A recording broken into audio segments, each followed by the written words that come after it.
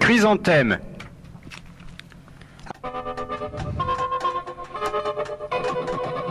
Micmac pour Madame Mado.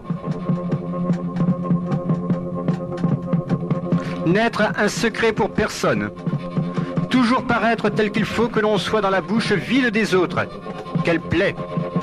Voterez-vous, coprophage du Cossite, fumivore du Candidaton, bilieux, voterez-vous dans le pharisaïsme, que l'on vous voit.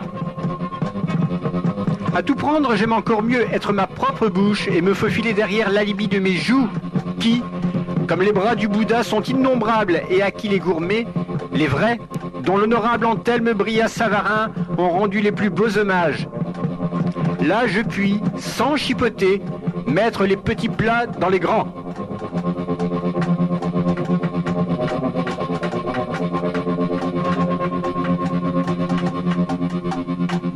Typhon soda. Chien. Par sainte adrénaline, patronne de toutes les suffocations, faut-il que je ne réponde plus de moi? C'est ma mort, hein? Ma mort rouge que tu veux. Que je meure. Que je meure, entends-tu, si je n'expertore pas sur le champ l'exaspération de l'étranglement glottal de mon métabolisme exacerbé par... Que je clame ce milieu des charançons même. Ah, c'est l'exuvie. J'explose la gueule ouverte. Hors de moi.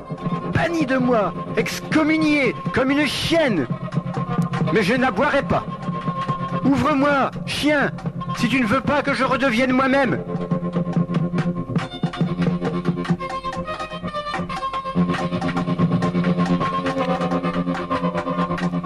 Nœud gordien dans le samovar surexistentiel, pour ainsi dire.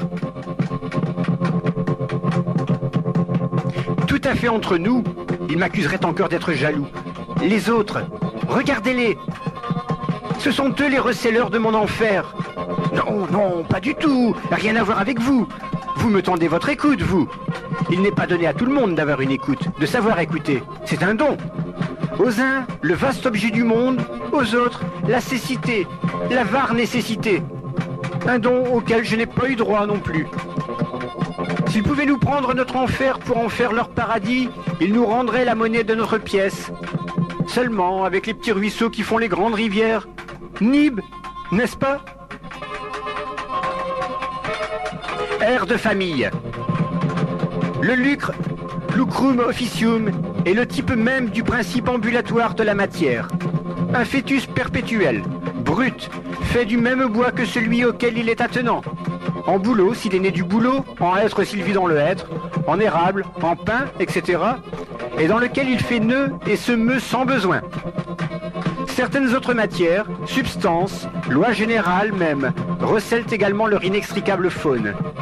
Les photophages, gazeux et invisibles dans l'atmosphère, ne sont pas les moins étranges. Tout comme les lubriques qui, après avoir épousé la mort, incarnent la chair à s'y méprendre. Ils nous ressemblent trait pour trait, paraît-il.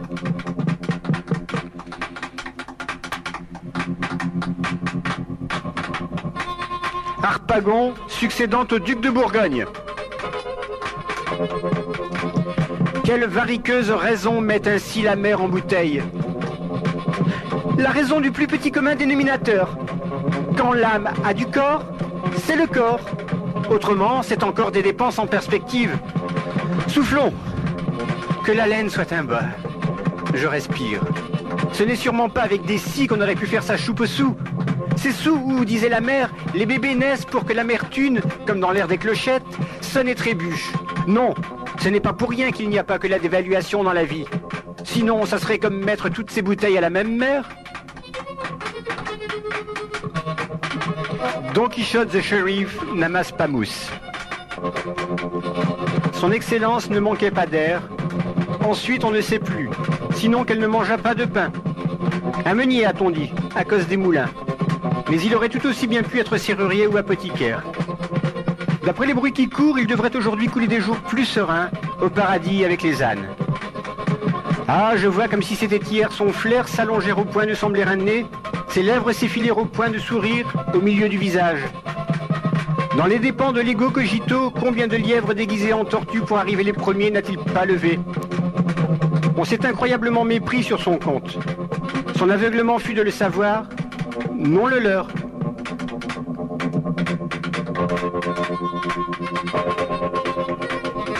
Bruits persistants à Bourbourg. Quel rêve d'évidence ne caressa-t-elle pas la paresse?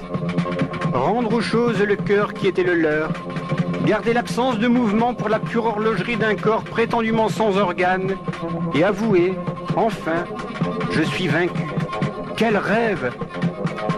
Parfois se prolongeant en une sorte de lasciveté, l'entrejambe germe et s'abolit dans un réel qui n'appartient qu'à la volupté. Autrement, c'est la tête qui se détache et le réel qui se pâme. À la voix qui demande « à qui la faute ?» une voix antinomique de la force répond avec un accent fatal qui n'est pas peu fait pour te troubler. « À toi, mon beau lecteur adoré !»